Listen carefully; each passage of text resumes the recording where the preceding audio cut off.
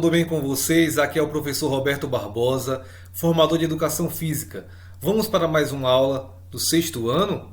O tema é capoeira, vamos lá?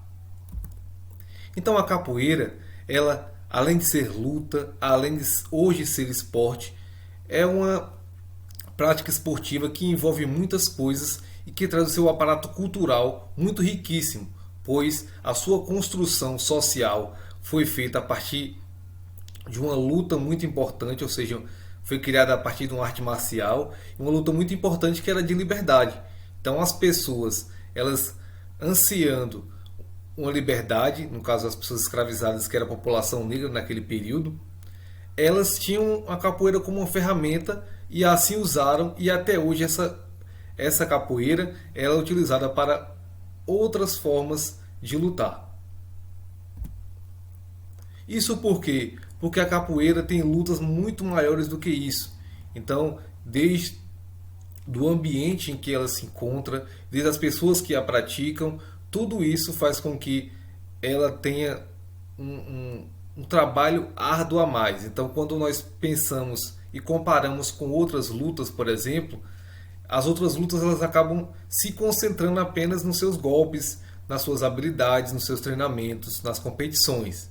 Mas as pessoas que praticam a capoeira, elas têm que a todo momento estarem lutando contra outras realidades que a sociedade impõe e faz com que ela seja sempre marginalizada.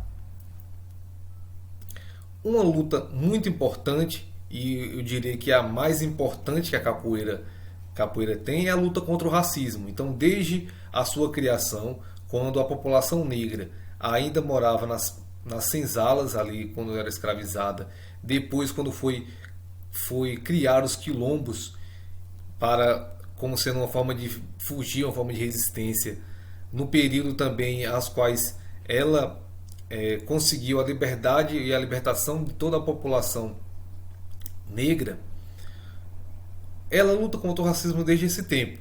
Então não é difícil ver pessoas que estão aí sofrendo discriminação racial, injúria racial e que são praticantes de capoeira, porque a capoeira, por suas origens serem criadas com a população negra, e a maior parte dos seus praticantes são de origem afro-brasileira.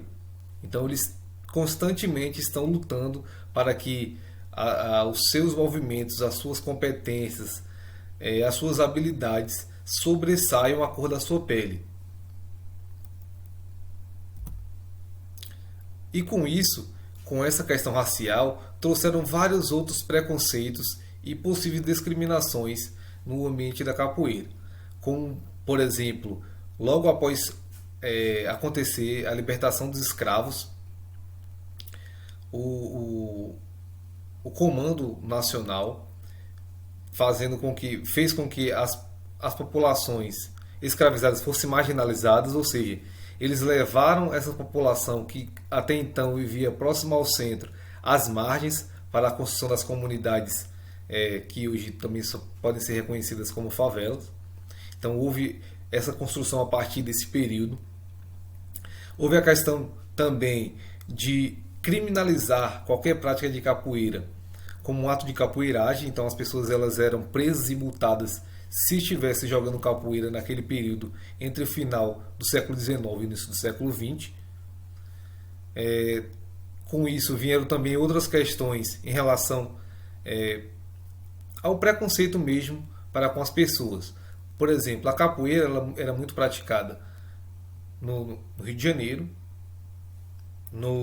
em Salvador e em Recife, que são locais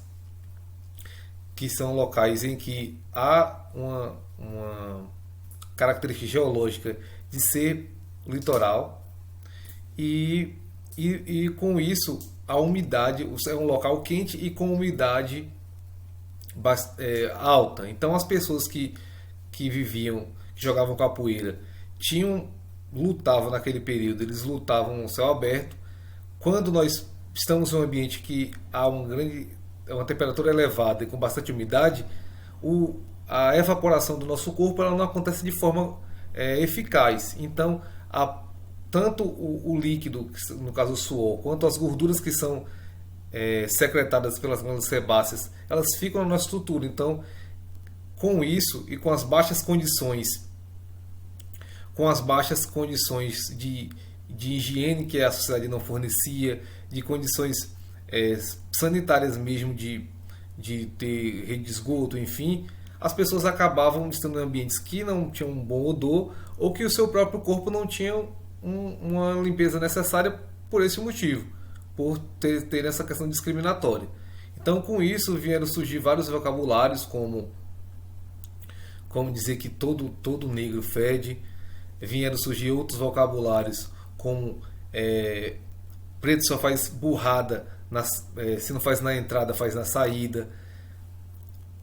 Tem outros termos como mercado negro, dizendo que toda a questão de mercantilização ilegal é por conta dos negros. A coisa está preta. Então tudo isso foi criado, essa construção de vocabulário, para que fosse feito de uma forma discriminatória.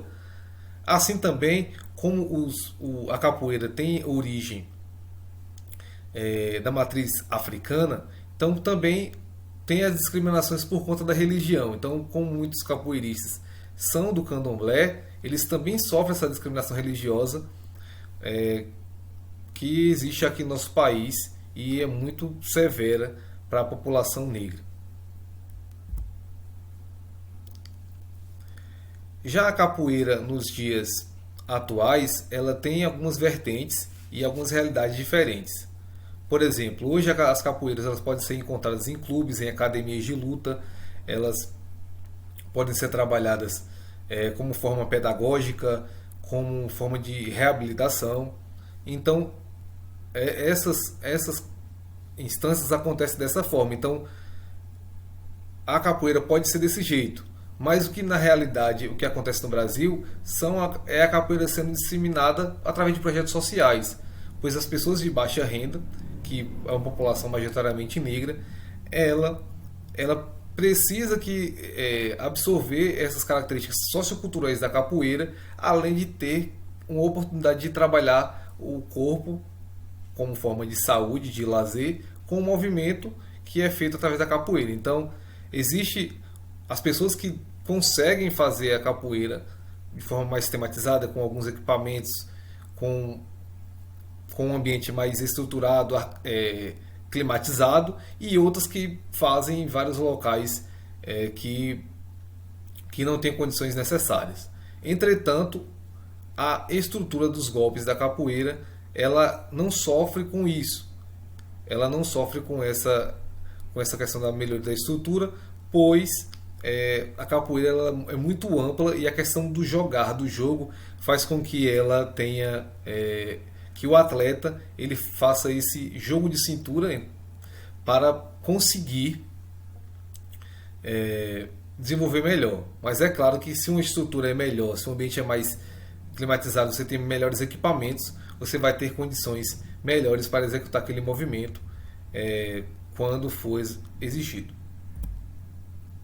E além das lutas da capoeira, os alunos, de forma geral, têm várias lutas diárias.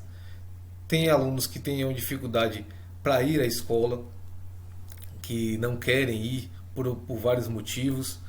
Tem outros, como o caso de Malala Yousafzai, que é um ativista que volta à educação e os direitos das mulheres e das crianças. Ela lutou, inclusive foi atingida por um tiro, querendo ter o direito a estudar. Mas não são somente essas lutas que as pessoas enfrentam no ambiente escolar. Tem a questão da fome também, em que muitas sociedades ou muitas populações sofrem com a fome, então tem essa dificuldade de ir à escola por esse motivo. Tem a questão do trabalho infantil ou trabalho com adolescentes que inviabilizam o rendimento melhor nas escolas. Tem a questão da socialização, onde existem pessoas que não conseguem ir bem ou trabalhar melhor com colegas, pois não estão acostumados, então eles se retraem. Tem ações de bullying, tem várias outras lutas que as pessoas enfrentam nesse ambiente escolar que vão além das lutas que estão na educação física. E essas lutas, em alguns casos, acontecem as brigas também. Então, no ambiente escolar, tem-se briga por merenda, por um local mais favorável na sala de aula, por ter maior poder de persuasão entre os colegas, por não se enquadrar no perfil em que os outros querem que você esteja padronizado, e tantas outras brigas que acontecem por briga por espaço também no ambiente escolar, que não são da característica nem das lutas sociais, nem tampouco da luta da capoeira. Mas na educação física existe também a questão de você pensar no ponto de vista da luta como disputa ou como briga. Então, se nós colocarmos duas crianças ou adolescentes ou jovens para fazer uma disputa de estafetas, ou seja, ir até o outro lado, buscar um objeto e voltar, se for uma disputa sadia, vai ser uma luta, ou seja, vai ser uma disputa entre eles. Mas caso um use da deslealdade para derrubar o outro, vai se caracterizar como um ato de deslealdade e de briga. E não somente isso acontece, por exemplo, numa prática da capoeira, em que o atleta vai fazer um golpe que não era para atingir o adversário, mas acaba atingindo durante a aula. Mas acontece também nesse ambiente, num esporte, numa prática esportiva do futebol, na qual um atleta, ao invés de seguir as regras corretamente, vai tentar agredir o adversário naquele momento. E assim, várias situações em que na educação física a luta acaba sendo deixada de lado, ou seja, a disputa entre dois oponentes de forma sadia acaba sendo deixada de lado para que se utilize da força e da deslealdade nos momentos de briga. Certo, pessoal? Então é isso, eu agradeço a participação de vocês. Nós temos essa atividade para que vocês possam resolver. É uma atividade contextualizada no nosso conteúdo, no nosso objeto do conhecimento. E eu agradeço a participação de todos vocês até aqui. Um grande abraço do professor Roberto Barbosa e até a próxima aula com os alunos do 6º ano. Valeu? Até mais!